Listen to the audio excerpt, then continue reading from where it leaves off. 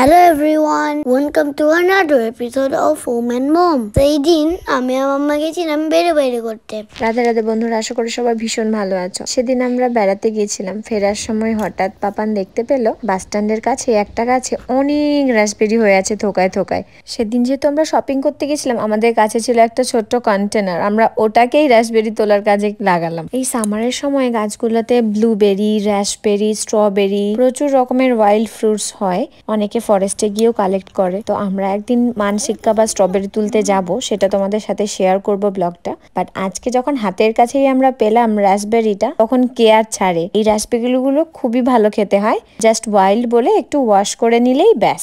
তোমরা কি জানো রাসবেরিতে থাকে ভিটামিন এ আর ভিটামিন সি। এছাড়াও এটা ব্লাড সুগার কমায়, হার্টের জন্য খুব ভালো, ফ্যাট বার্ন করে, ইমিউনিটি বাড়ায়, এটা অ্যান্টি ইনফ্ল্যামেটরি আর ক্যান্সারও প্রতিরোধ করে। I have enjoyed raspberry picking. দেখো আমি কত বেরি কালেক্ট করেছি। We have to wash the white raspberries for eating. I hope you guys like my video. Don't forget to like and subscribe. Bye bye.